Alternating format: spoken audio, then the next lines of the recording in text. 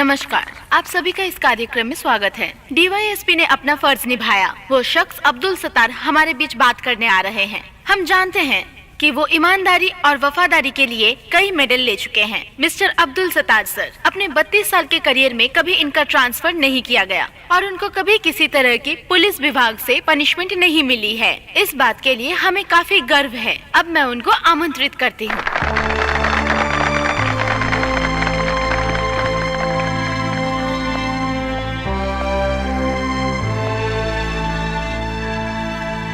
अपने बूट और सलाखों को छोड़कर आज मैं एक नया कदम रखने जा रहा हूँ। हर इंसान ने अपने जीवन में कोई ना कोई गलती ज़रूर की होगी। ऐसे मौके पर मैं ये बात कहना चाहता हूँ कि ज़िंदगी में हमेशा हादसे होते रहते हैं जिन्हें हम भूल नहीं पाते हैं, और कई बार इन हादसों से हम अपने जीवन में गुजरे भी हैं। और ऐसे समय पर हमें हर मुसीबत का डट कर सामना करना चाहिए। मैंने शपथ ग्रहण के समय जो जो बातें कही थी वही बातें मैं आप सभी के सामने दोहराना चाहता हूँ। आम इंसान के लिए पुलिस वाला होने के नाते मैंने जब ये खाकी वर्दी पहनी थी तब मेरे लिए बहुत खुशी की बात थी। मैं पुलिस वाला बनना चाहता था और बन भी गया।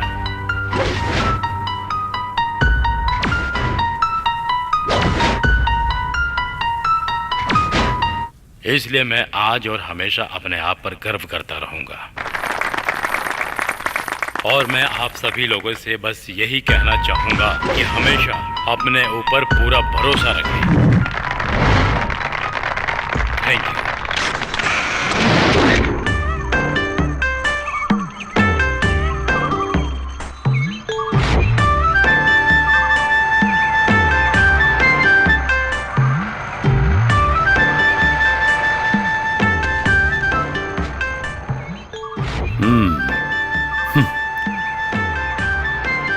लेकिन ड्राइवर साहब। सर, तुम जानते हो ये बात बिल्कुल सच है।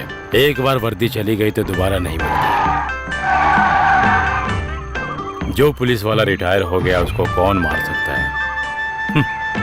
कल तक जिस ऑफिसर के सामने हाथ बांधकर सर झुकाकर जो लोग सर सर बोलते थे, कल जब लोग मुझे देखेंगे तो सर के साथ कुछ और जोड़कर कुछ और बुलाना शुरू कर देंगे।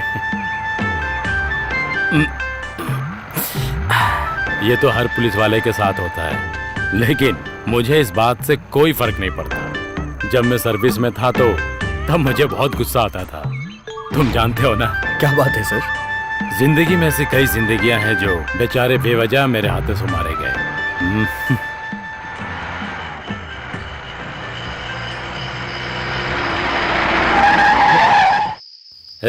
क्या हुआ? गाड़ी क्यों रोक दी? कुछ हुआ क्या? बीच रोड पे पेड़ गिरा हुआ है। आप बैठिए, मैं देख के आता हूँ। हाँ ठीक है, जल्दी आओ। मदद के लिए भी कोई नहीं दिखाई दे रहा है। हाँ, क्या मुसीबत है ये। दिल के अरमां में बह गए।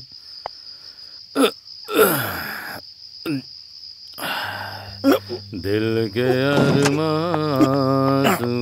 में बह गए। हम जहाँ थे वहीं पे रह गए। हम वफा करके भी तन्हा रह गए। दिल के अरमां में बह गए। दिल के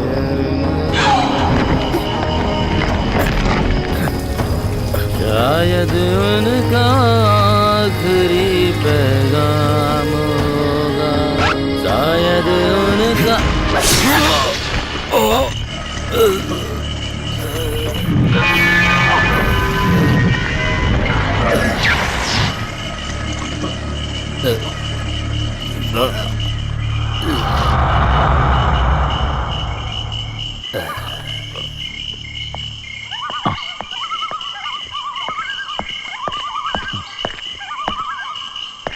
सर,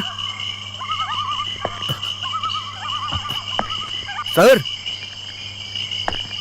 ओ तो वहाँ है। सर, मैंने पेड़ हटा दिया है, आप चलिए सर। सर अभी तक पेशाब कर रहे हैं। सर चलिए सर। सर, हाँ सर।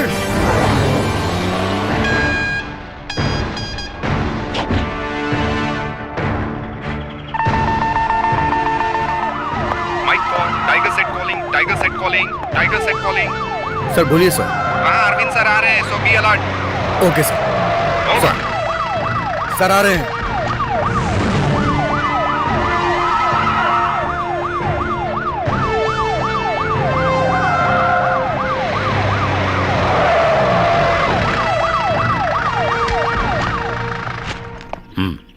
इधर आओ।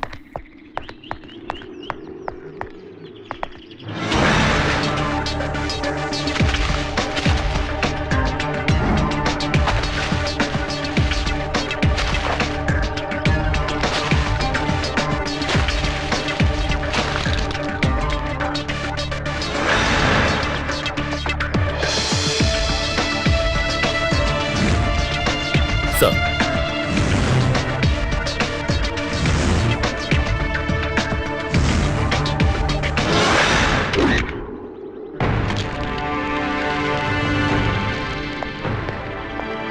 थॉमस, सर तो इसका मतलब ये हुआ कि तुमने वहाँ कुछ भी नहीं देखा। नहीं सर, मैं गाड़ी से उतरकर पेड़ हटाने के लिए गया था और तभी तो फिर... तुम्हारे कहने का मतलब है कातिल ने 3 मिनट में अपना काम कर दिया। फेयरवेल डिनर अटेंड करने के बाद और गाड़ी में ज्यादा ट्रेवल करने की वजह से वो जरूर ज्यादा जोर से चिल्ला भी नहीं पाए होंगे। इसीलिए सतार सर, थॉमस, ये सारी बातें तुम मुझको पहले भी बता चुके हो। मुझे ये जानना है अभी तक तुमने जो बातें बताई उसके अलावा और कुछ बताने के लिए है सर।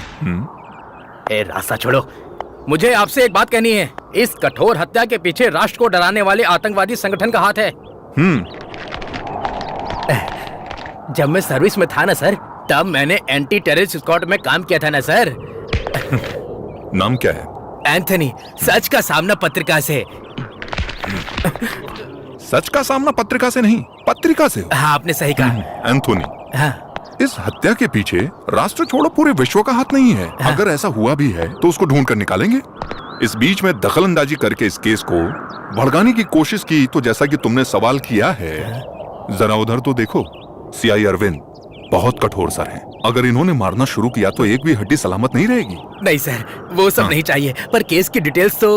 उसके लिए सही वक्त देखकर सही लोगों को बुलाकर जो सही होगा वो बताऊंगा। ठीक है? हाँ, ठीक है। अगर ऐसा ही है तो अभी आप अपने काम पर ध्यान दीजिए। हाँ? अरविंद सर। ड्राइवर को फिलहाल के लिए छोड़ दो। हाँ मैं जानता हूँ और जो कोई भी शक के घेरे में है उसको कस्टडी में ले लो। फेयरवेल के वक्त सतीश साहब जिनके करीब थे, उनके दोस्त नातेदार जिनसे भी उनकी बात हुई, क्या बातें हुई, किस विषय में हुई, सारी डिटेल्स मुझे चाहिए। ओके जानते हो ना, सतीश सर हम सबके लिए केवल सीनियर ऑफिसर ही नहीं थे। सर, मैं अपना बेस्ट दूंगा। जय हिंद सर।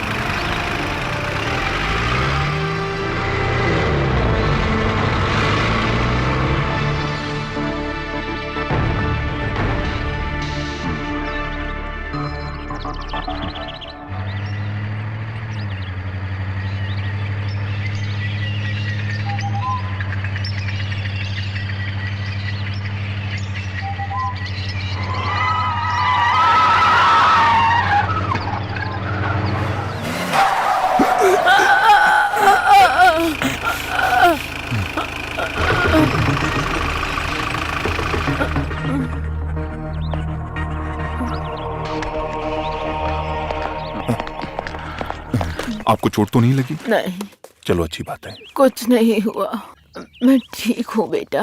कोई बात नहीं, ये लो।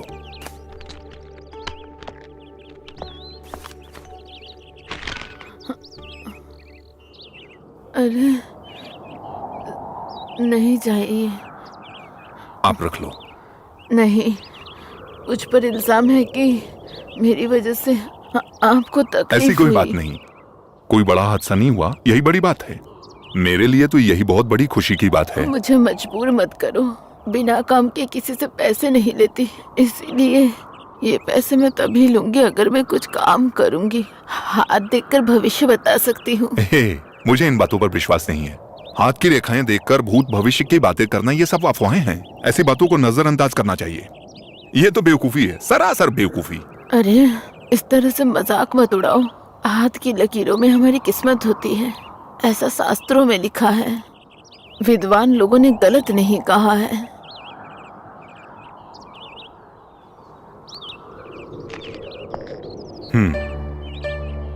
हे दुर्गा,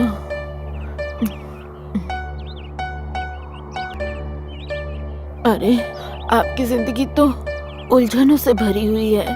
आपकी जिंदगी में तो बहुत सारी कठिनाइयाँ लिखी हुई हैं। बिना सोचे समझे तुम कोई कदम मत उठाना बेटा। तुम्हारा हर कदम कांटों से भरा है। हाँ। अपना ख्याल रखना बेटा।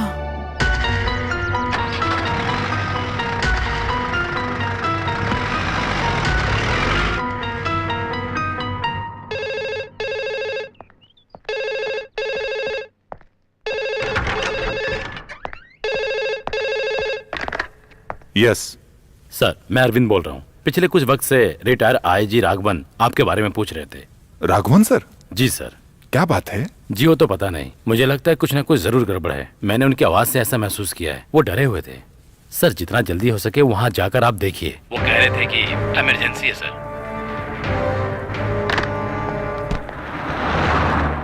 अभी आप लोगों के सामने आईजी नवीन सर आ रहे हैं। वो केस की तह तक पहुंचने में और काम को अलग तरीके से करने के लिए जाने जाते हैं और वो हम सबके प्रिय भी हैं।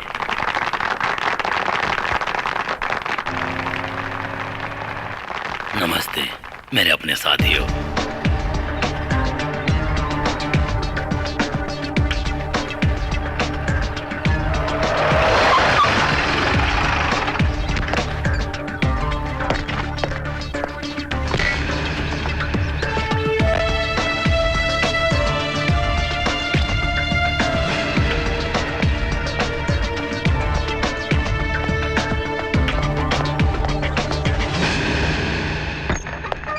Sir, Raghavan sir, Raghavan sir.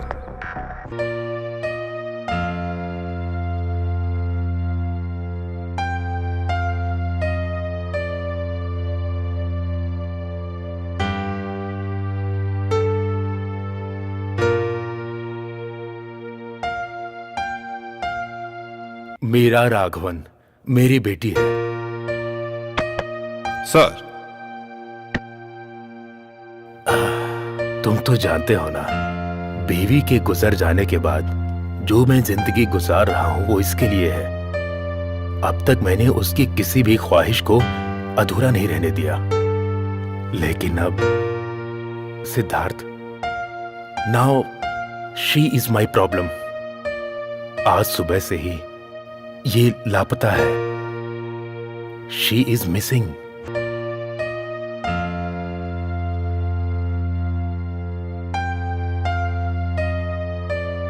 कुछ समय पहले एक अनजान शख्स ने मुझे फोन किया था। उसने क्या कहा था तुम्हें पता है? मेरी बेटी जिससे प्यार करती है उसके साथ जिंदगी संवार रही है। इस बात को मैं कैसे मान लूं? बस मुझे मेरी बेटी वापस चाहिए। इसके लिए तुम्हें मेरी मदद करनी होगी। वो किसके साथ गई है और कहां गई है, ये सब तुम्हें पता करना है। उसके बारे में कुछ सुराग है क्या आपके पास? मैंने उसका रूम और सारा सामान चेक करके देख लिया, लेकिन कुछ भी नहीं मिला। वो हमेशा कहती थी मेरा कोई ऐसा राज है क्या जो पापा को नहीं पता। लेकिन इस केस को हैंडल करने के लिए बहुत दिमाग चाहिए। किसी को इस बारे में पता चल गया तो उसकी इज्जत नीलाम हो जाएगी। सर, आप शांत हो जाइए। किसी को कुछ पता नहीं चलेगा और मैं उसको ढूंढ कर यहां लाऊंगा। भरोसा रखिए। सतीश सर की हत्या के केस की तरह ही दूसरा केस भी इंपॉर्टेंट है, मीरा राघवन का केस।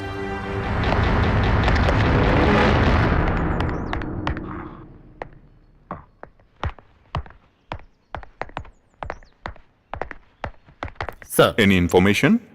नहीं सर, वो जहाँ कहीं भी जाते हैं वहाँ हमने छानबीन करके देख लिया। कुछ लोगों का कहना है कि 2 लोग उस रास्ते से निकले थे। बस इतना ही सर। मीरा के कॉलेज में पता किया? हाँ किया, लेकिन कोई भी मीरा के अफेयर के बारे में नहीं जानता है। वो हमेशा पढ़ाई और म्यूजिक में रहती थी। उसके फ्रेंड्स बस इतना ही जानते हैं। पता नहीं सर, मुझे कुछ अजीब सा फील हो रहा है। कुछ अच्छा नहीं लग रहा है।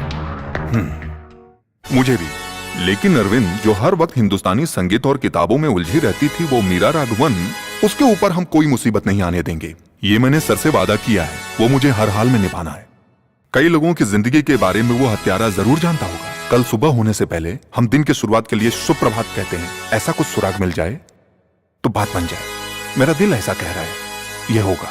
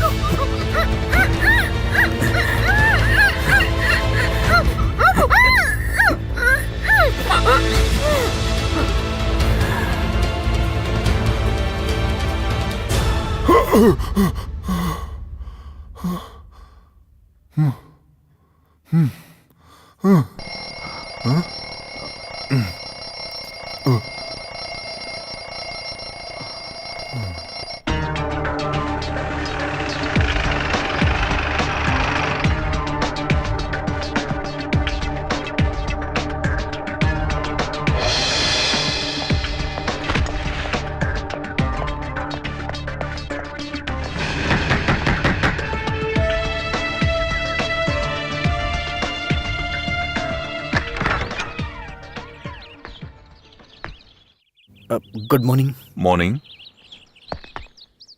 राघवन सर कहाँ हैं? यहाँ तो नहीं है, बाहर गए हैं मंदिर में। और तुम? मेरा नाम राहुल है, राहुल कृष्णा। सर के क्या लगते हो? कुछ नहीं लगता। सीताराम सर से मैं भी यहाँ मिलने के लिए आया हूँ। आपसे एक बात कहनी थी सर। कल रात को मीरा मेरे ही साथ आई थी। मीरा अभी कहाँ है?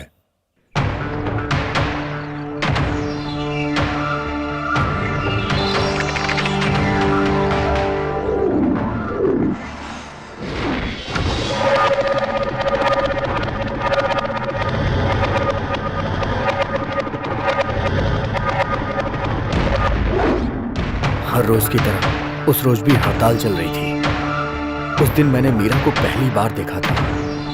स्पेशल क्लास अटेंड करने के लिए कॉलेज जाने के चक्कर में हड़ताल के दिन भी वो घर से बाहर आ गई थी। उस दिन मैंने पहली बार मीरा को देखा।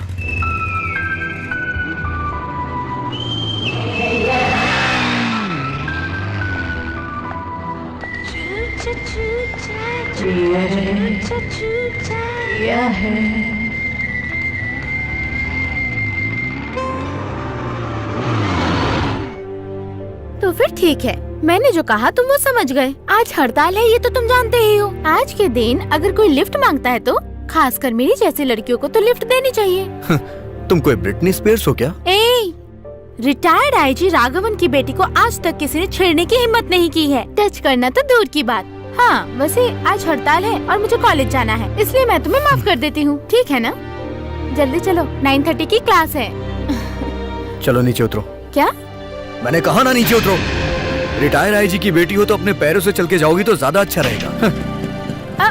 अरे रुको प्लीज, स्टॉप। मैं तो मजाक कर रही थी, सॉरी। स्टॉप।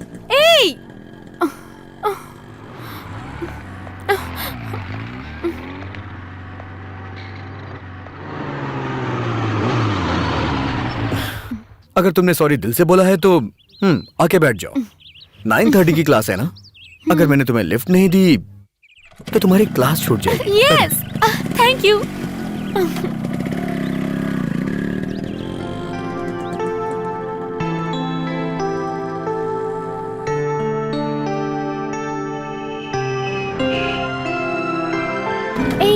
रुको रुको। ओके।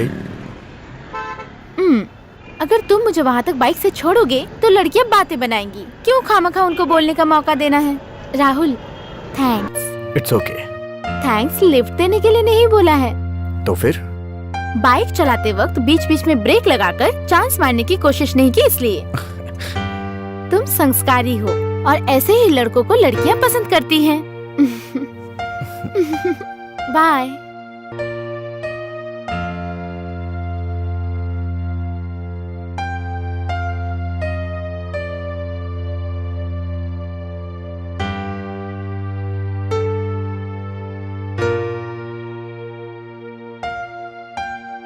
उस मुलाकात को प्यार में बदलने में ज्यादा समय नहीं लगा। मीरा के बगैर एक पल भी जीना मेरे लिए मुश्किल था, ये मुझे महसूस होने लगा। कब से तुम ऐसे ही चुप बैठे हो? अगर कुछ कहना है तो खुलकर बताओ, तभी तुम्हें समझ पाऊंगी ना। मैं हमारे रिश्ते के बारे में उससे कुछ कहना चाहता था।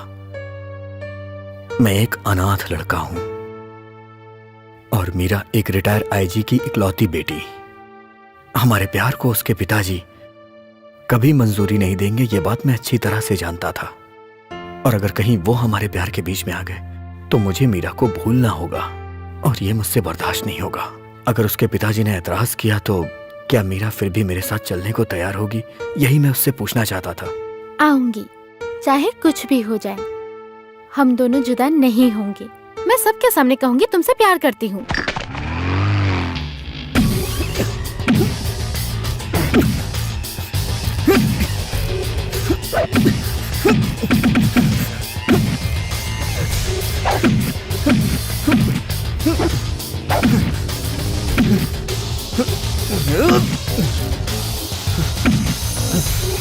राहुल, आ गई तुम? मैंने तुम्हें यहाँ पे इसलिए बुलाया क्योंकि मैं तुम्हें सरप्राइज देना चाहता हूँ। कम ऑन, हम यहाँ से कहीं और चलते हैं। कहाँ? जिंदगी के सफर पे। हम दोनों शादी करने वाले हैं। I mean court marriage.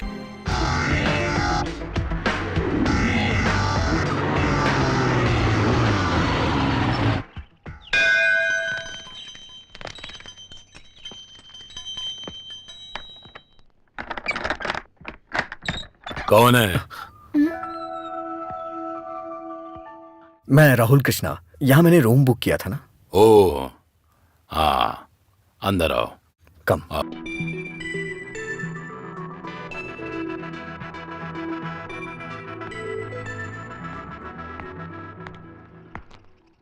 Ice cream खाओ।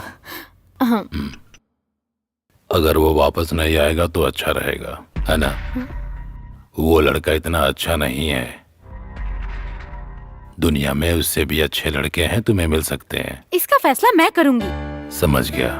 कभी कभी इस तरह की गलती सुधारने के लिए लोग गलत ही बताते हैं, तभी गलती का एहसास होता है। संभलने के लिए कल सुबह तक का वक्त है, चाहो तो संभल जाओ।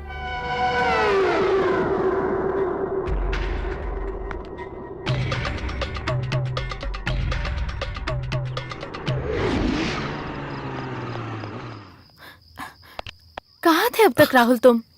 इधर आओ। ये देखो। ये क्या है? Pills, sleeping pills. ये सब किस लिए? हम दोनों के फ्रस्ट्रेशन को निकालने के लिए। इसको लेने के बाद बुड्ढा सो जाएगा। उसके बाद उसकी आंख कल सुबह ही खुलेगी। की जरूरत? धीरे बोलो।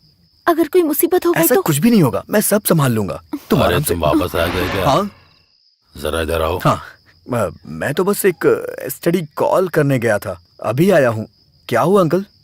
मुझे तुमसे एक जरूरी बात करनी है। जो बातें दिल के अंदर हो उससे कह देना ही अच्छा होता है, समझ गए ना? क्या बात है? अरे तुम्हें बीबी बनाने के लिए कोई और लड़की नहीं मिली क्या? तुम्हारी बीबी बनने के लायक नहीं है मेरा। Mind your words. अरे गुस्सा मत करो। गलती सुधारने के लिए अभी वक्त है। सुबह तक का समय है तुम्हारे पास। क्या हुआ? क्या बात है राहुल? इन्होंने क्या कहा? नहीं, वो पूछ रहे थे कि रात को खाने में चपाती चाहिए या चावल। तुमने क्या कहा? चपाती चलेगी। बस इतना ही क्या? अरे सेहत के लिए चावल अच्छा होता है, बोलने से नहीं पता चलता है क्या? चलो।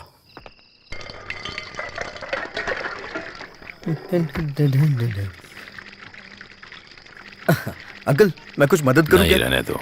हाँ। अंकल, मैंने आपके बारे में बहुत कुछ सोचा, लेकिन मुझे कुछ समझ में नहीं आया। वैसे आपके पीछे राज क्या है? कुछ राज की बातें राज ही हो तो अच्छा है। नहीं, मुझे बस जानने की उत्सुकता हो रही थी और कुछ नहीं। तुम ना ही जानो तो बेहतर है। ठीक है।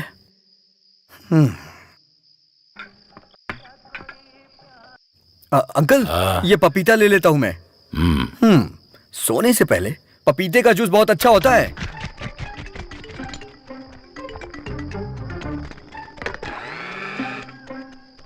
अरे फ्रस्ट्रेटेड बुढ़ऊ, इसे पीने के बाद तुम आराम से सो जाओगे।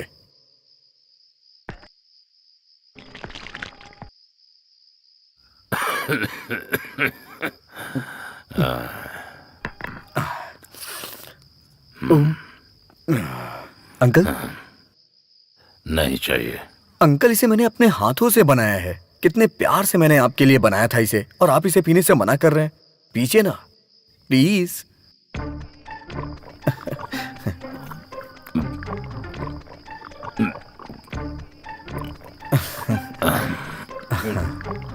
अच्छा है ना uncle?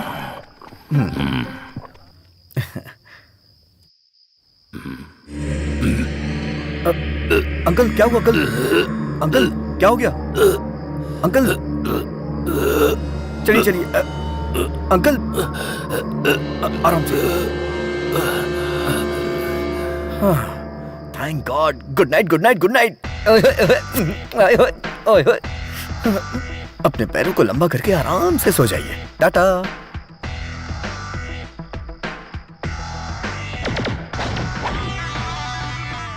Magic of papaya.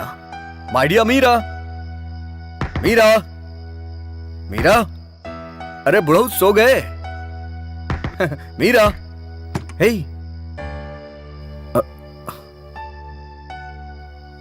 Meera, Meera.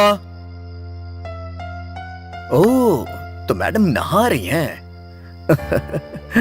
Meera, बुढ़ऊ सो गए। Sleeping pills with papaya. Hello, नहा चुकी हूं तो बाहर आ जाओ ना यार, या फिर ये चाहती हूं कि मैं अंदर आऊं? हाँ, बोल नहीं रही हो, इसका मतलब मैं अंदर आ जाऊं? Meera,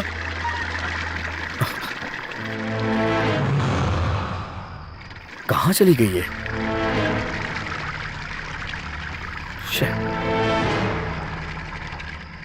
Meera,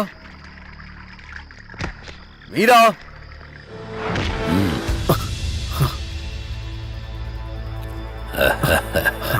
sleeping pills with papaya. बुड्ढा लुढ़क गया, यही लगा था। मेरी मीरा कहाँ है? तेरी मीरा?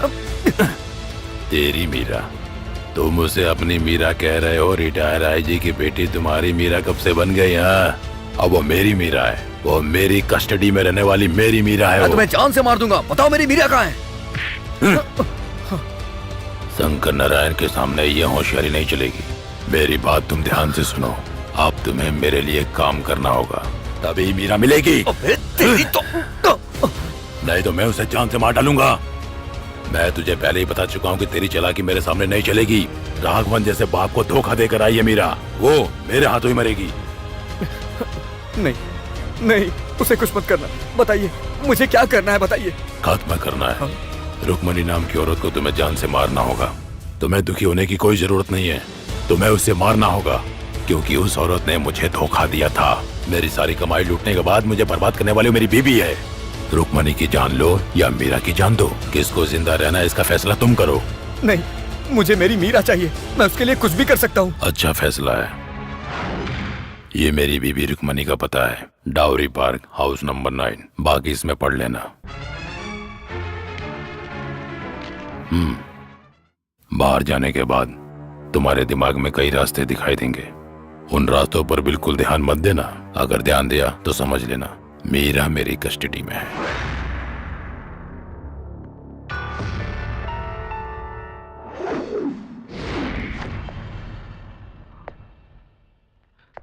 शंकर नारायण ने रुक्मणी देवी को मारने के लिए मुझे भेजा, लेकिन मुझ में किसी को भी मारने की हिम्मत नहीं है।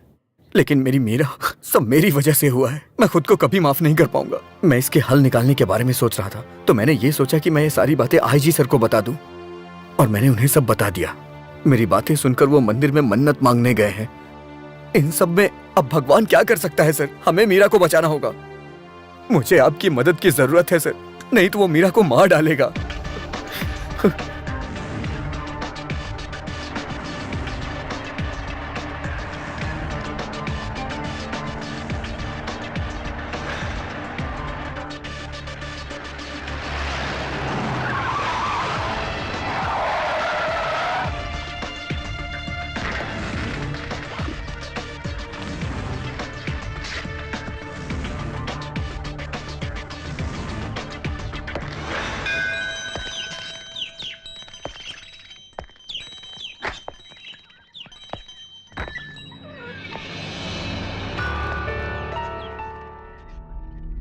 कौन हो? क्या चाहिए? कमरा चाहिए। यहाँ कोई कमरा खाली नहीं है।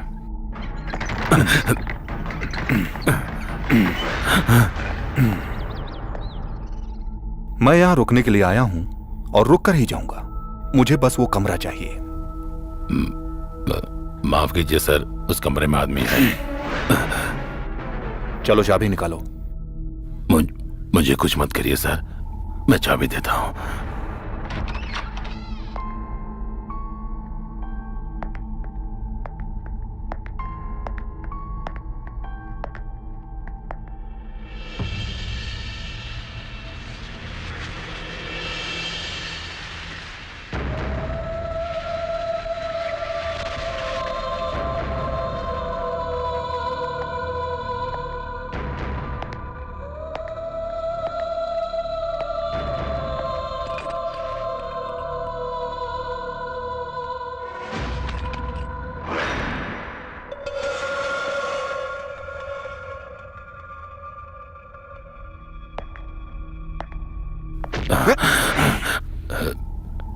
तुमने इस बेचारी को मार डाला?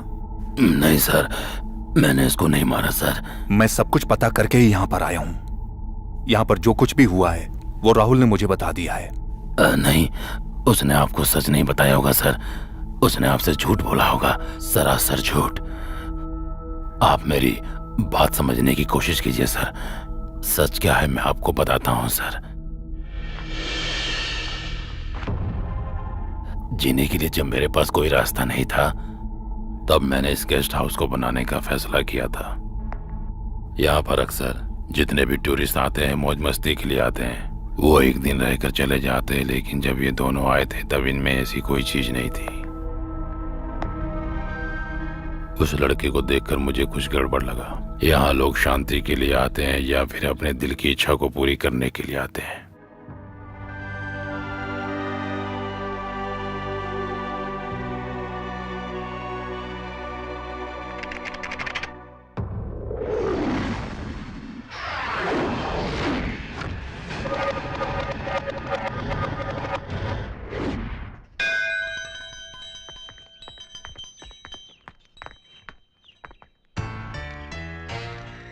हाँ,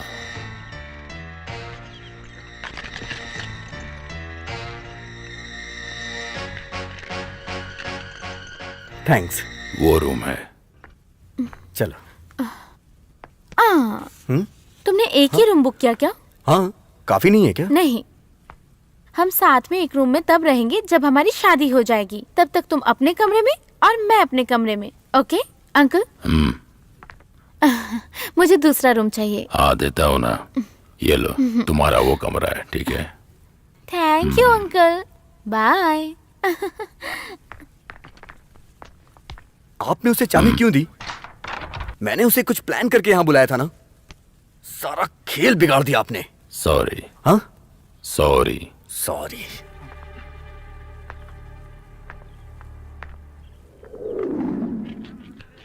अंकल,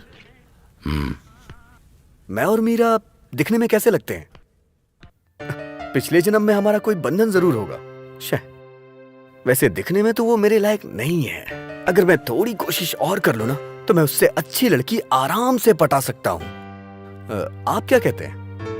अगर तुम ऐसा कर सकते हो तो फिर शादी के नाम पर उसको इतना दूर क्यों लेकर आए हो?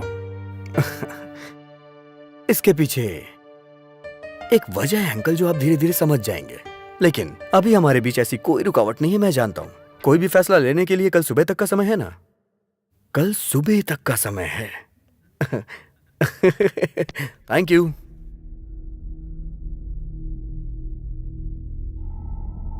हाँ मीरा, मैं थोड़ी देर में आता हूँ। हाँ, कितने समय से एक दूसरे को जानते हो तुम लोग? सिर्फ 2 महीने की मुलाकात है, लेकिन ऐसा लगता है कि जैसे हमारा जन्मों जन्मों का रिश्ता है। आपको भी ऐसा ही लगता है ना? वैसे अंकल, हम लोग यहाँ पर आए हैं, ये बात किसी को मत बताइएगा। अगर मेरे पिताजी को इस बारे में पता चल गया तो सारी मेहनत बेकार हो जाएगी। मैं किसी को नहीं बताऊंगा। ये राज में राज ही रखना चाहता हूँ। विश्वास कर अपने अंकल पर। हाँ?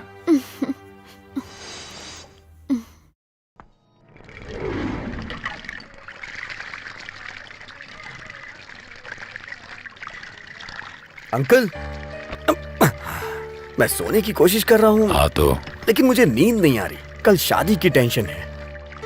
शायद मेरी मत मारी हुई है, इसीलिए मैं उस लड़की से शादी कर रहा हूँ। कोई मदद चाहिए क्या? नहीं चाहिए।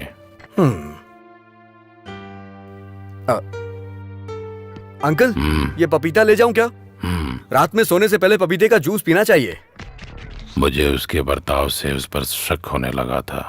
पपीते के जूस में मुझे सुलाने के लिए नींद की गोलियां मिला रहा था वो। और फिर मैंने भी उसका प्लान पता करने के लिए ठान लिया था कि आखिर ये सब वो किस लिए कर रहा है।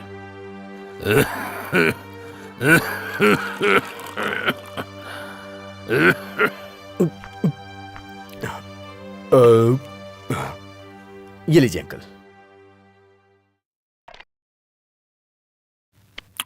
शक्कर बहुत कम है। मुझे मीठा बहुत पसंद है, वो चाहे जूस हो या फिर जिंदगी। हाँ, मीठा होना जरूरी है। हाँ।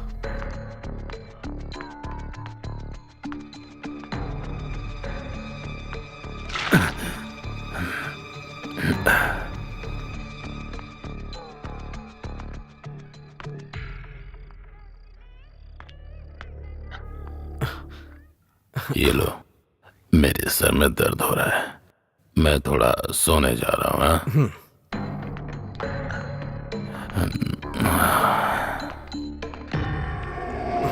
यस।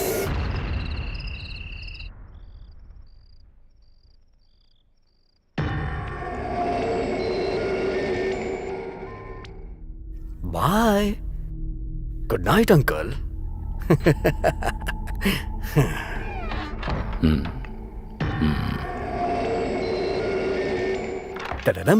तररम पम। हाय मीरा। बुढ़ा सो गया पता है? अरे कितना परेशान करता है यार वो। और पता है क्या कह रहा था? मेरी तुम्हारी जोड़ी बिल्कुल नहीं जमती है। तो फिर तुमने क्या कहा? सही तो कह रहा था वो। मैंने उससे कह दिया तुम मेरे लायक नहीं हो। क्यों? सही कहा ना मैंने। आज की रात हम एक जश्न की तरह मनाएंगे और कल सुबह हम यहाँ से वापस चले जाएंगे। लेकिन तुमने तो ऐसा नहीं कहा था। ये शादी वादी की झंझट मैं नहीं पालता। जिसकी शादी नहीं हुई रहती है उसके लिए मैं एक रात का पति बन जाता हूँ। और हम दोनों के बीच भी यही रिश्ता होना चाहिए। Come on darling, come on. मुझे राहुल, छोड़ो मुझे, छोड़ो। इतना परेशान क्यों कर रही हो? राहुल, छोड़ दो इसको। कहाँ से आ गया? अगर मेरे हाथों मरना नहीं चाहता है तो चला जाए यहाँ से। जाओ मोहन, निकल जाओ।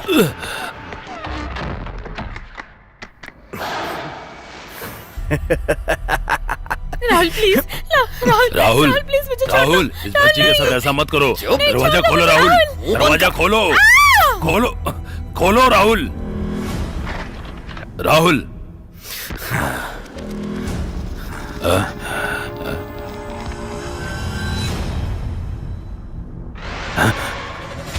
राहुल, ये तुमने क्या किया? जा। सुबह होने से पहले इसे कुएं में ले जाके फेंक देते हैं। और सुन, अगर इस बारे में तूने पुलिस को बताया ना तो मैं एक खून और करने में जरा भी हिचकिचाऊंगा नहीं।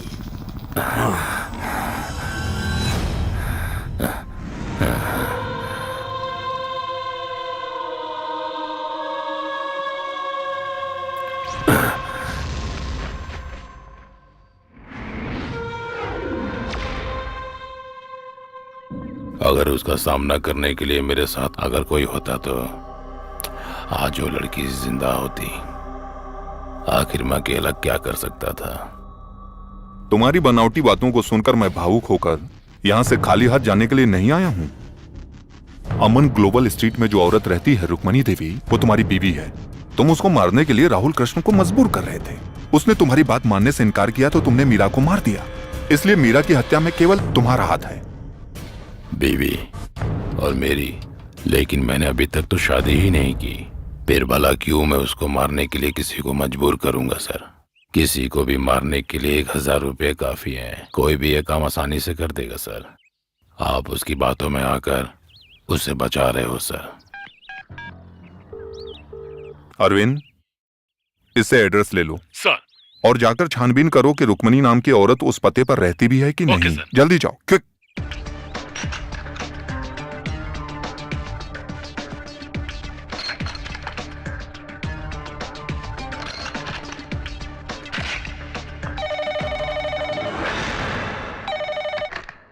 सर, अरविंद बोल रहा हूँ।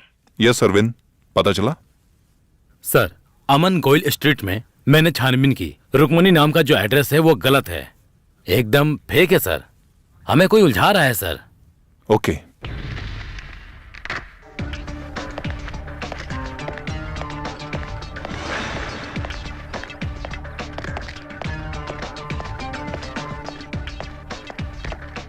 सर सर सर वो मानसिक रोगी है, उसने मीरा को मारा है सर। वो किसी भी स्थिति में बचना नहीं चाहिए सर।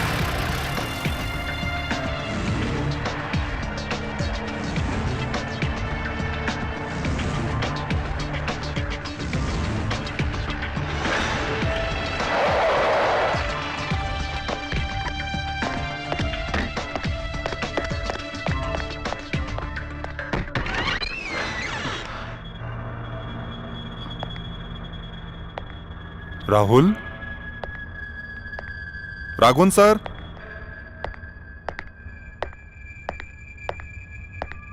राघवन सर।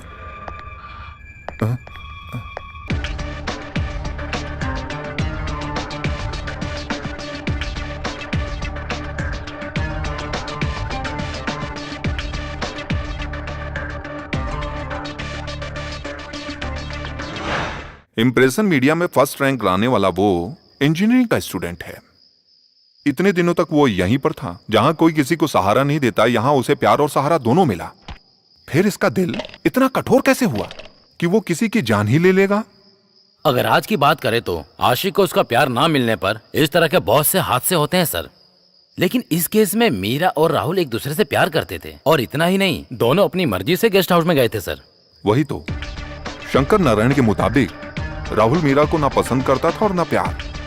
उसने ये सोचा होगा कि कोर्ट मैरिज करके पूरी जिंदगी उसके साथ रहना होगा, और ये भी सोचा होगा कि मीरा से अच्छी लड़की भी उसे मिल सकती है। इस तरीके की बात सोचकर वो पूरी तरीके से परेशान हो गया होगा। फिर उसने रास्ता चुना मीरा की हत्या करने का, और यही सोचकर उसने मीरा को मारा होगा।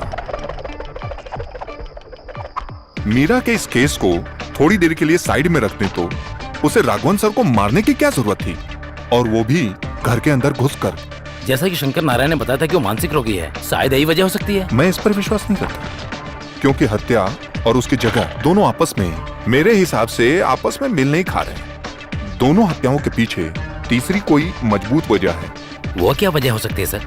वही तो हमें तलाश करना है। इसके लिए ये हमारे हाथ लगना चाहिए। मीरा जिसे अपनी जान से ज्यादा प्यार करती थी, वो वहशी कातिल Rahul Krishna, the most wanted.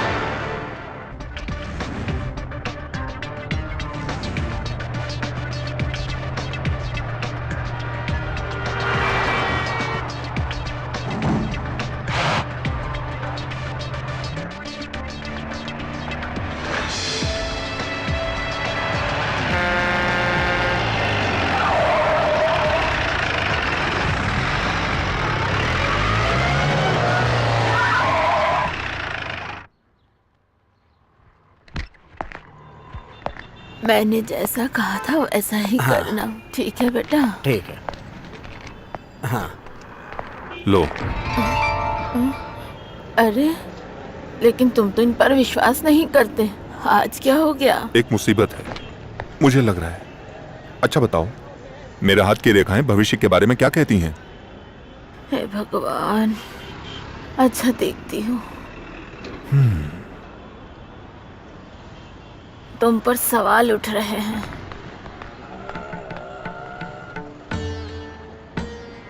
रास्ते में रुकावटें आ रही हैं, मौत से भी सामना हो सकता है। मौत से सामना? मुसीबत में हो। हाँ, वो कहीं से भी आ सकती है। संभल कर रहना बेटा।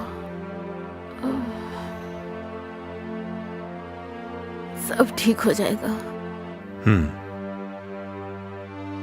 हे दुर्गा, बेटा, अगर प्रायश्चित करोगे तो इसका हल निकल सकता है। नहीं चाहिए, मुझे अपने ऊपर पूरा भरोसा है। कल भी और आज भी किसी भी मुसीबत से बच के निकलने के लिए हमारा शरीर ही काफी है। शरीर ही सामना करेगा और हल भी निकालेगा। मैं प्रार्थना करूंगी, इतना ही कर सकती हूँ मैं।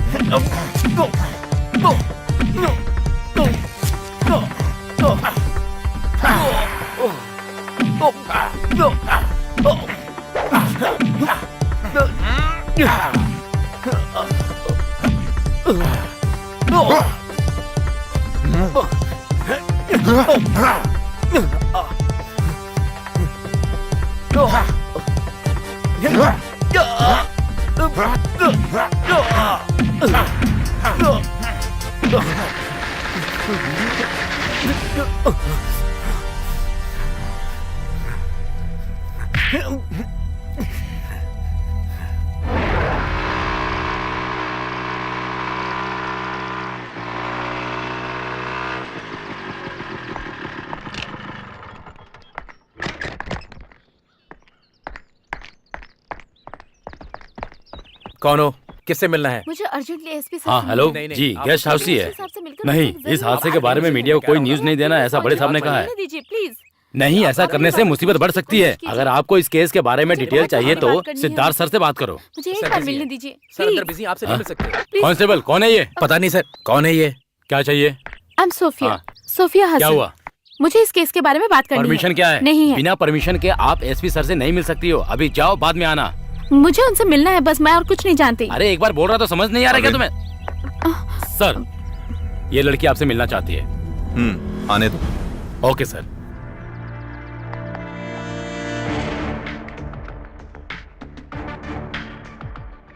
क्या बात है सोफिया, परेशान क्यों हो?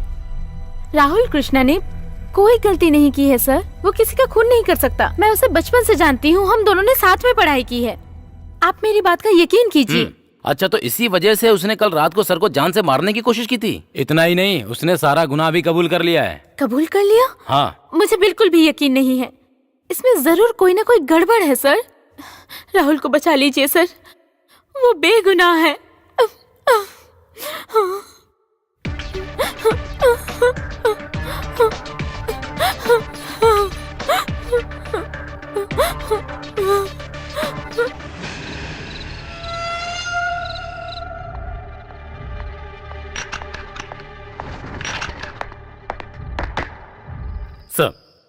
आपने जैसा कहा था, राहुल जिस कॉलेज में पढ़ता था मैंने वहाँ पूछताछ कर लिया है। सोफिया हसन ने जो कुछ भी बताया वो बिल्कुल सही लगता है और कोई भी इस बात को नहीं मानता है कि राहुल कृष्णा एक किलर है। सोफिया हसन के मुताबिक इस केस में कुछ तो गड़बड़ है सर। राहुल कृष्ण ने जो कहानी बताई है और शंकर नारायण ने जो बताई है, उन दोनों कहानियों में रियल कौन सी है और कौन सी फेक है, इस बात का पता लगाना ही मेरा काम है।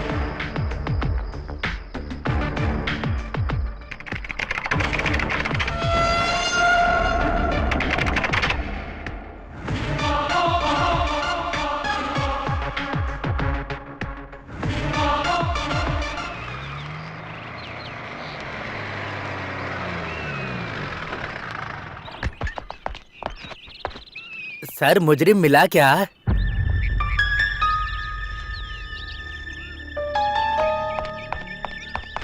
मैं कुछ नहीं जानता सर।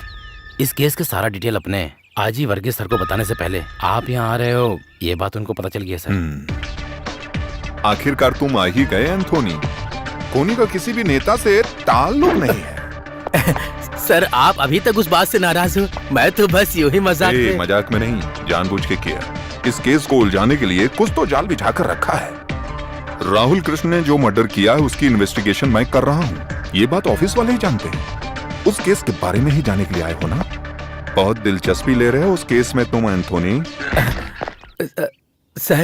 सर बात यह है कि जानता हूँ। इंटेलिजेंस आईजी वर्गीस के जानने से पहले मैं जो बताने वाला हूँ उस कहानी में तुम तो एक बहरूपिया हो एंथोनी। कल रात जो मेरे ऊपर अटैक हुआ था उसके पीछे कौन हो सकता है ये तुम जानते हो एंथोनी? जानता हूं सर। फिर भी मुझसे बात छुपाई, ऐसा क्यों एंथोनी? कोई बात नहीं, मैं तुम्हारी मानसिकता को अच्छी तरीके से समझता हूं। अगर तुम्हारी जगह पर मैं होता तो यही करता। तुम जा सकते हो। इस केस की सारी डिटेल मैं तुम्हें बुलाकर बताऊंगा। जाओ। चलता हूं सर।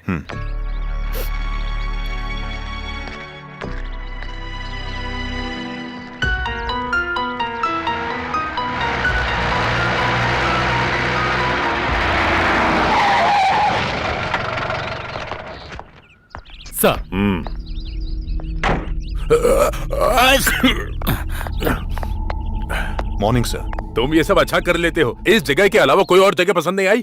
कितनी धूल है यहाँ पर। माफ कीजिएगा सर। राघवन और मीरा को कैसे मारा गया है इस केस में बहुत बड़ा किरदार निभाने वाला है ये घर। इस बात की इंपॉर्टेंस को समझकर ही मैंने आपको यहाँ पर बुलाने का कष्ट किया है। प्लीज। ओके।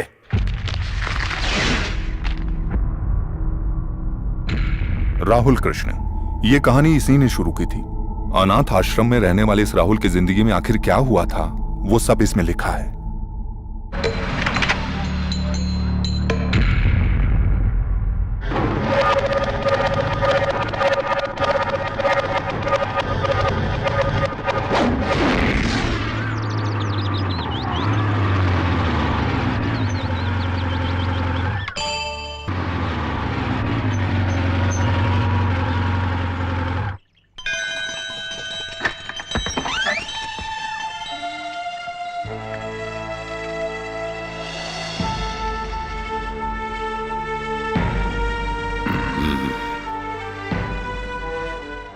तुम आओगे या नहीं मुझे शक हो रहा था।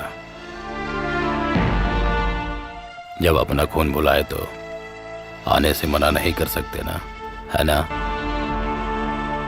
आ जाओ।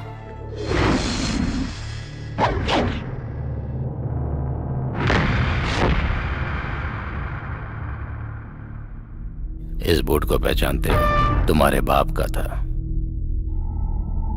उसके होने के बावजूद तुम्हें सालों तक एक अनाथ की तरह जीना पड़ा। तुम्हारे उन्हीं सवालों का जवाब है ये। तुम्हें उनके बारे में सब कुछ जानना होगा। तुम्हारे और तुम्हारे बाप के बीच में ऐसा क्या हुआ था?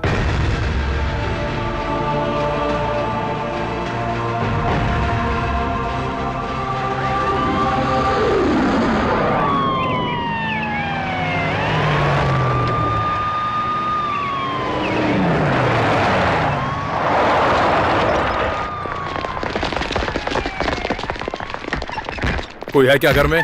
पत्रकार कहाँ है? क्या बात है? किससे मिलना है? ये अखबार का ऑफिस है, यहाँ तक पहुँचने का अधिकार तुम्हें किसने दिया? अखबार का ऑफिस है, ये पता करके ही हम यहाँ आए हैं। अरे तुम और तुम्हारी पत्रिका, कहाँ है पत्रकार? बोलता क्यों नहीं? उसे कुछ मत करो, इस ऑफिस की जिम्मेदारी मुझ पर है। जो भी कहना है मुझसे बात करो। जो औरतें बागान में काम करती हैं, सरकार उनको बचाना चाहती है, यही ना? सही कहा ना मैंने? हाँ वही, जो बागान में काम करती है उनको बचाने के लिए और तुम लोगों का रवैया बदलने के लिए कोई तो हल निकालना होगा, तभी हमारा आंदोलन ये रुकेगा, समझे? आंदोलन? सुन लो पत्रकार, दोबारा आने का मौका मत देना। अगर मैं आया तो बहुत कठोर कार्रवाई होगी, याद रखना। तुम और तुम्हारी ये पत्रिका सब खत्म हो जाएंगे, मेरी बात याद रखना। जिसको कोई मिटा सकता है उसको कहते हैं अक्षर। उस अक्षर को हथियार बनाकर हर मुसीबत का सामना करने की हिम्मत है मुझ में। ये बात जाकर उसको बताओ जिसने तुमको भेजा है। तुम बहुत पछताओगे। हाँ। लिखना शुरू करो। हाँ। हाँ। जो औरत बागान में काम करती है उनकी गिनती धीरे धीरे लगातार बढ़ती जा रही है। इसके पीछे पुलिस का हाथ है। जानकी, दीदी रसोई में काम कर रही हैं, मैं संभाल लूंगा। हाँ ठीक है। इसलिए जो भी कोई औरत बागान में काम करती है उनकी हिफाजत के लिए कोई हल निकालने और बचाने की जिम्मेदारी हमारी सरकार की है। मैं आज इधर से जाऊंगी। तुम्हें अकेले जाने में डर तो नहीं लगेगा ना? कैसा डर? तुम एक पत्रकार की बेटी हो, इसलिए तुम्हें कभी डर नहीं लगता है। अरे मैंने ऐसा कब कहा? टाटा। टाटा।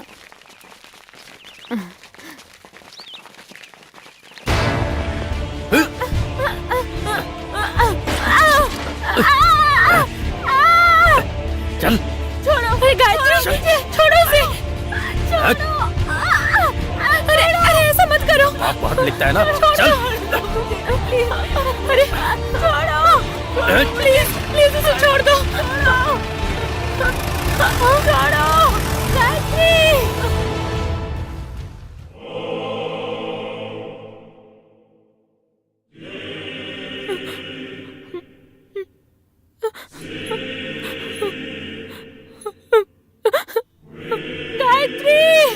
उसे छोड़ दो, मत ले जाओ उसे, छोड़ दो उसे।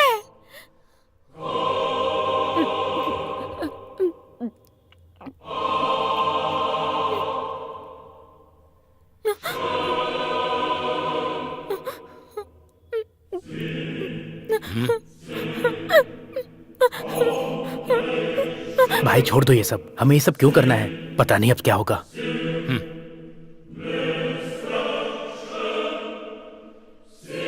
हे भगवान, पता नहीं हम पर क्या मुसीबत आने वाली है।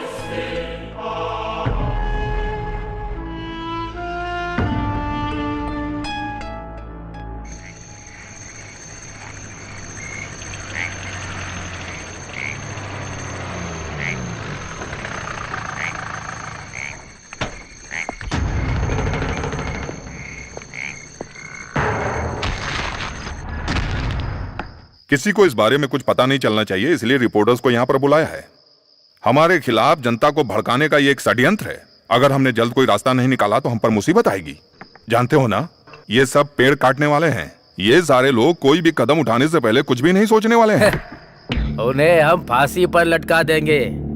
अगर उसकी बात सुनकर वो पुलिस स्टेशन आए ना तो वहाँ से जिंदा बचकर नहीं जाएगा, चाहे कोई हो। सही कहा ना थॉमस? पत्ती से बनी चाय में अगर थोड़ा सा रम मिलाकर और साथ में जवान लड़की, पहाड़ियों के ठंडा मौसम, क्या मस्त कॉम्बिनेशन होगा। करेक्ट, तुमने सही कहा।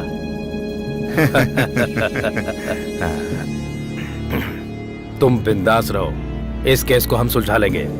अरे पैसों से वो पत्रकार नहीं बिकने वाला। अगर उसे रास्ते से हटाना है तो ये सीधा उसकी करपटी पे रख के धमकी देना। ठाय, सारा खेल खत्म। आज ही जाकर खत्म कर देते हैं, अभी नहीं। हर काम के लिए एक सही समय होता है राघवन जी। उस पत्रकार का समय भगवान को तय करने दो।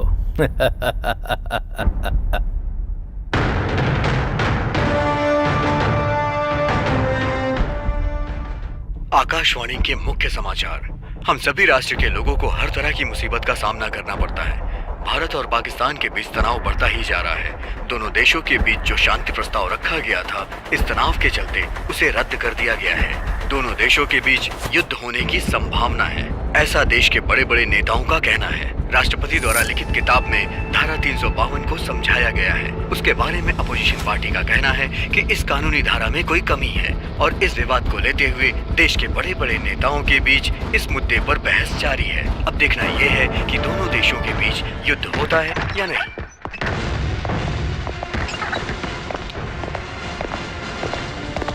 तुम्हारी लोगों की इतनी हिम्मत हमारे खिलाफ छापोगे? अरे चलो, ये क्या कर रहे हैं?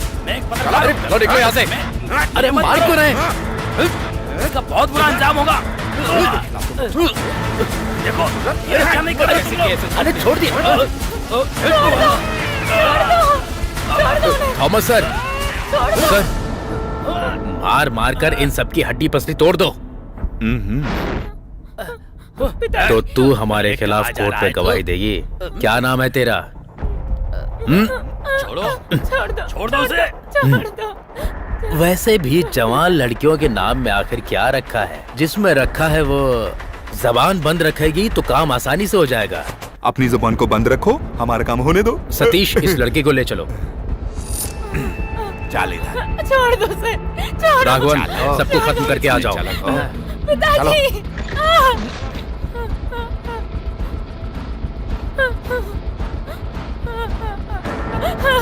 बचाओ। अरे चल चल अरे चल। छोड़ दो मुझे, छोड़।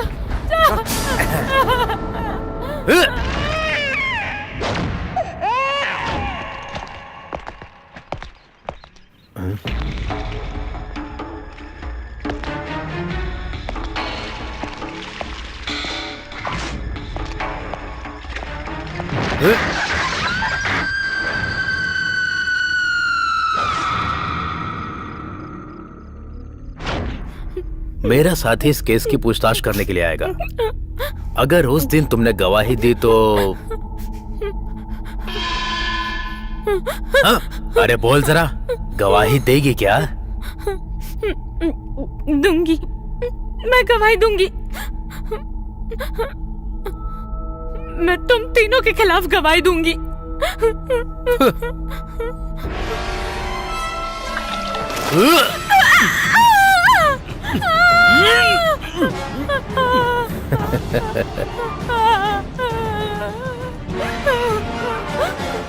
तेरी इतनी हिम्मत? हाँ, मेरे पापा को कुछ मत करो, कुछ मत करो मेरे पापा। अरे तुम्हारे पिताजी को वो कुछ नहीं करेंगे, लेकिन जब तुम कोर्ट में जाओगी तो हमारे खिलाफ गवाही नहीं दोगी ना? ये गधा कभी सुधरने वाला नहीं। पिताजी,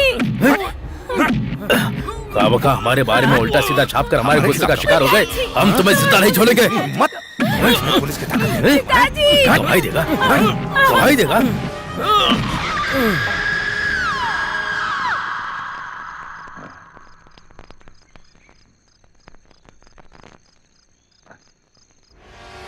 हमारे बीच में जो आएगा उसका यही हाल होगा। हाँ, यही हाल होगा। हमारे बीच में जो आएगा उसका यही हाल होगा। हाँ, यही हाल होगा। मजा हमको आएगा, यही हाल होगा। अरे रास्ता छोड़ो। हम लोग अपना काम करेंगे, कोई कुछ न कर पाएगा। हाँ, हम लोग अपना काम करेंगे, बहुत मजा हमें आएगा। थॉमस सर, उसकी सांस अभी तक चल रही है। ओहो, मर जाएगी। उठाकर कहीं फेंक देते हैं, शक्कर डालकर जला देते हैं, कोई सुराग नहीं बचेगा।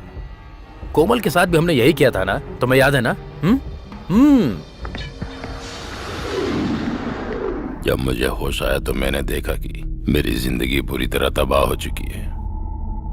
सरकार के खिलाफ खड़े होकर इंसाफ की उम्मीद की थी। मेरी बेटी को जलाकर उन लोगों ने राख कर दिया। बीबी को डरा धमकाकर उसको पागल बना दिया। मुझे मेरे देश को छोड़कर जाने की धमकी भी दी थी। उन तीनों पुलिस वालों ने मिलकर मेरे साथ साजिश करके केस बना दिया। मेरे पास कोई रास्ता नहीं था।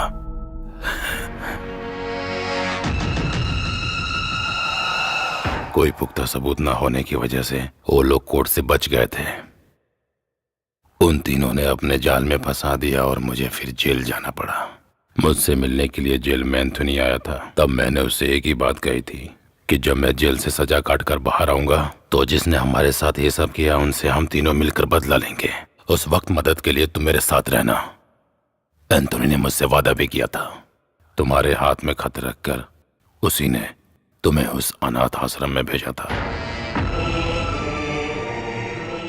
उन सबको मरना चाहिए। सतीश को मारने में हम कामयाब हो गए, पर अब मरने की नवीन की बारी है।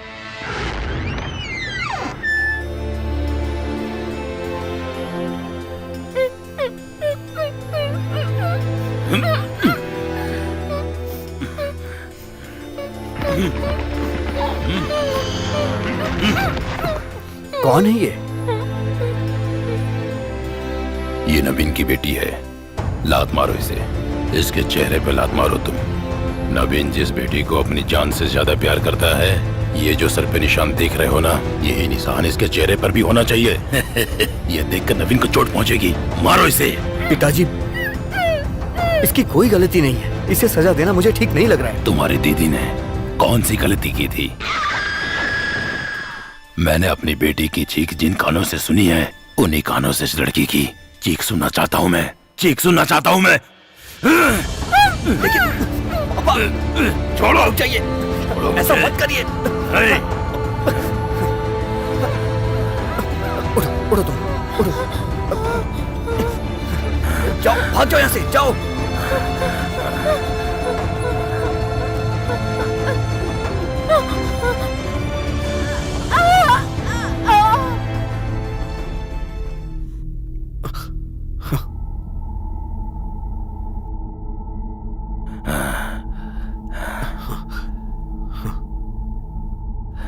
देख लिया, उसने जान बचाने की कोशिश की, लेकिन अपनी ही गलती से अपनी जान गंवा बैठी। भविष्य के एक बुरे हादसे को बराबर करने के लिए मैंने नवीन से एक बात झूठ बोली थी। अब इसके बारे में सच बताना चाहिए क्या? इस खबर को उसको बताना चाहिए। जैसे ही इसकी खबर उसको मिलेगी वो हिल जाएगा। मैंने बदला लेने के लिए बहुत इंतजार किया। पिताजी, अब आईजी से बदला आप नहीं, मैं लूंगा।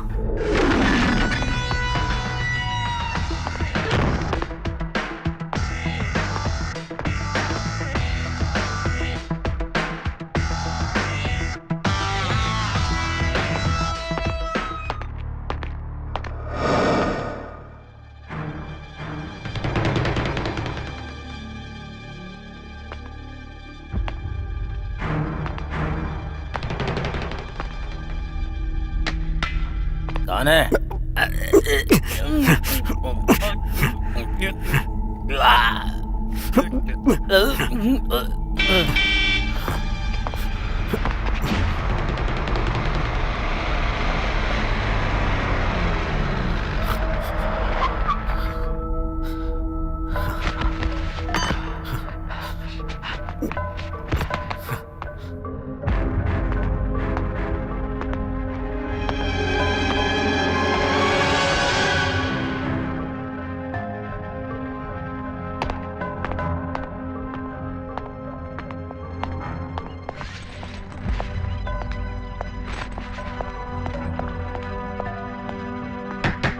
जैसा मैंने कहा था वो वैसा ही दिख रहा था। मीरा को वो अपने साथ लेकर गया था। राघवन के घर में वो गुड मॉर्निंग कहकर मेरा वेलकम कर रहा था। तब वो नहीं जानता था कि सच एक न एक दिन सबके सामने आएगा ही। अगर मीरा राघवन की मौत एक एक्सीडेंट की वजह से हुई है, तो राघवन सर की मौत हर तरह से देखा जाए तो एक मर्डर है। हाँ सर, ये सब जिसने किया है वो है राहुल कृष्ण। लेकिन इस बारे में शंकर नारायण और राहुल कृष्णा दोनों ने जो कहानी बताई है वो वेल प्लान्ड है। किसी को शक भी ना हो, ऐसा कैसे हो सकता है? इसका जवाब मैं नहीं दे सकता। कल रात को जिसने मुझे डराने के लिए मुझ पर हमला करके भागने की कोशिश की थी वो पकड़ा गया। अरविंद,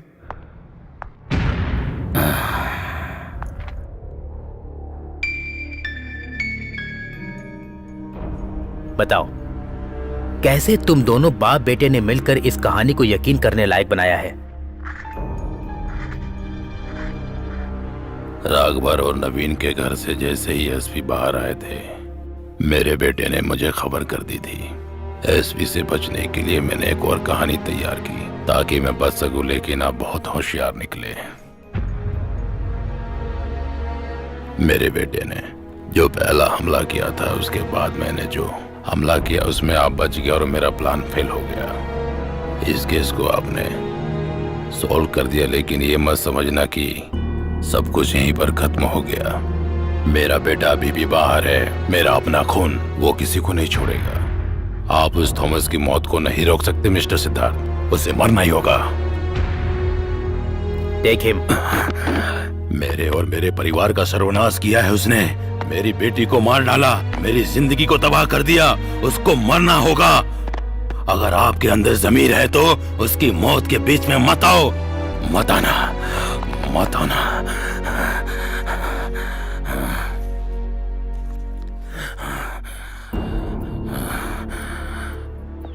कुछ भी हो जाए, हमें उस थॉमस को बचाना ही होगा सिद्धार्थ।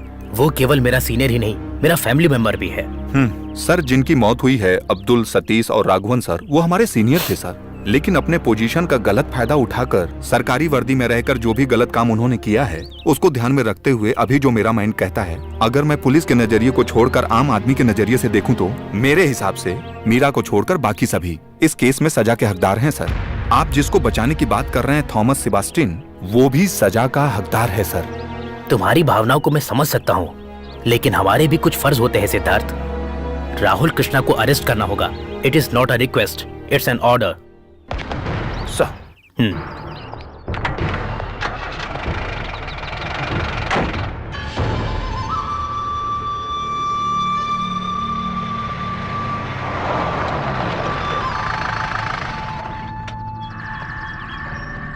अरविंद, उसका घर और उसके आस पड़ोस में चेक करना चाहिए। परेशानी किसी भी रूप में आ सकती है। सिक्योरिटी टाइट करो और खुद फैसला लो। सर, खून होने की स्थिति में सर को इस जगह के अलावा और दूसरा कोई घर नहीं मिला क्या? ये बात मुझे समझ में नहीं आई। वो सब छोड़ो, लेकिन हमें अपना काम करना है।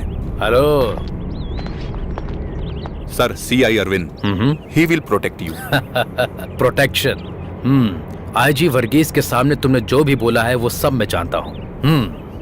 मेरा मरना तय है, यही ना? मामूली मौत नहीं मरेगा ये थॉमस सेबेस्टियन। मैं अभी बहुत सालों तक जीऊंगा। जानते हो, जब मैं ड्यूटी पर था तब मेरे सर्विस में तेरे जैसे लोग मेरे सामने खड़े होते हुए भी कांपते थे। यहाँ तक कि बड़े बड़े गुंडे भी। ना सुनने वाले को हम मिटा देते थे।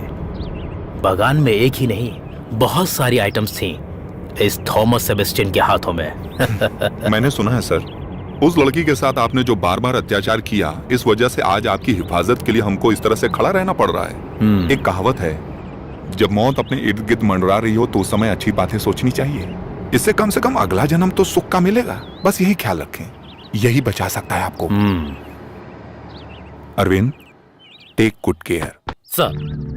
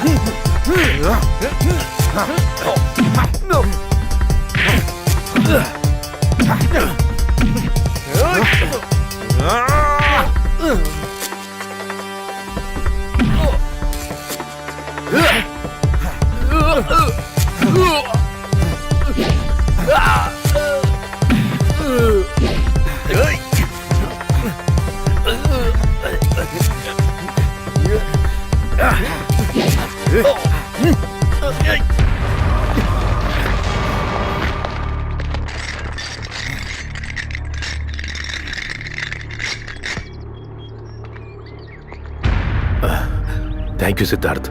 मैंने तो बस अपनी ड्यूटी की है सर। शंकर नारायण और राहुल कृष्ण आज से हमारी कस्टडी में हैं सर, इसलिए आप बच गए ऐसा मत सोचिएगा। आप जब ड्यूटी पर थे उस वक्त आपने जिन लोगों को तकलीफ दी उनमें से कईयों के बच्चे अभी जिंदा है, आपको पता होना चाहिए। ये याद रखना, कुछ मर गए हैं तो कुछ जीना चाहते हैं। आपने जिन लोगों को तकलीफ दी है उसके बदले में वो लोग या उनके वारिस मरने मारने पर उतारू हो गए हैं। आप जैसे लोगों को मैं ही क्या, कोई भी माही का लाल या कोई भी सुरक्षा बचा नहीं सकती है। सतीश सर और राघवन सर के साथ जो हादसा हुआ वो अगर आपकी जिंदगी में ना हो उसके लिए प्रायश्चित करिए सर, प्रार्थना करिए। अरविंद। जी सर।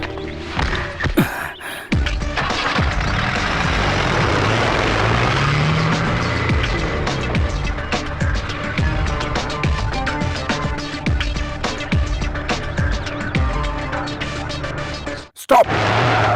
क्या हुआ सर? उस पेपर को दो। हाँ।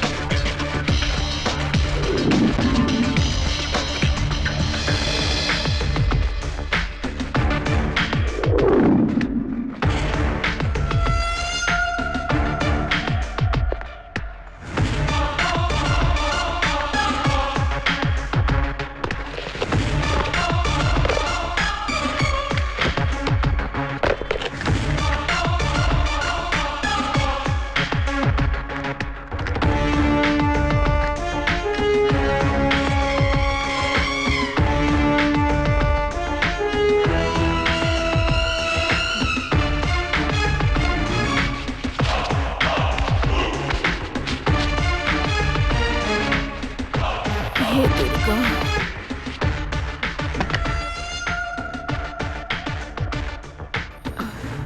नहीं, अब कोई मुसीबत नहीं है। पर ये है,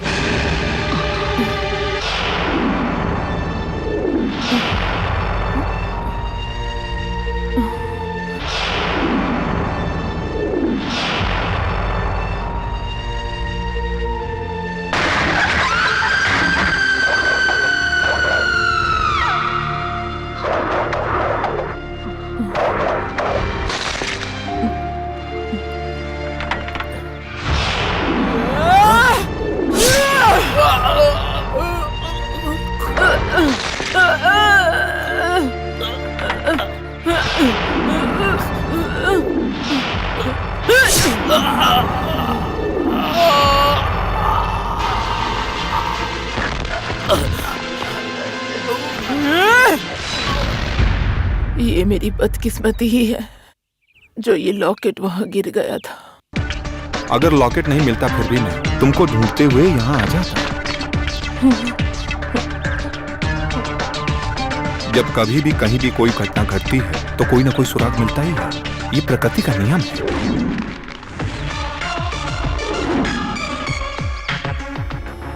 उस दिन मैंने राहुल की आंखों में ऐसे ही प्रायश्चित के आंसू देखे थे। आज तुम्हारी आंखों में वही प्रायश्चित के आंसू मुझे दिखाई दे रहे हैं। उस दिन से लेकर आज तक मैं एक मां के दर्द को समझ सकता हूं। हमारे देश में सबूत की कमी के चलते कई ऐसे केसों पर मिट्टी जम चुकी है। एडीजीपी थॉमस सेबास्टियन का केस भी उन्हीं में से एक था।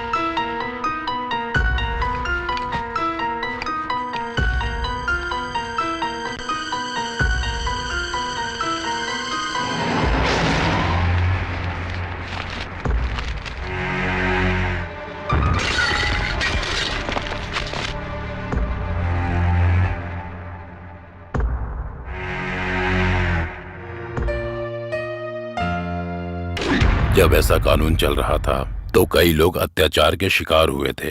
अपनी इज्जत और जिंदगी को खोने वाले लोग उन औरतों के आंसुओं के सामने कुछ भी नहीं है।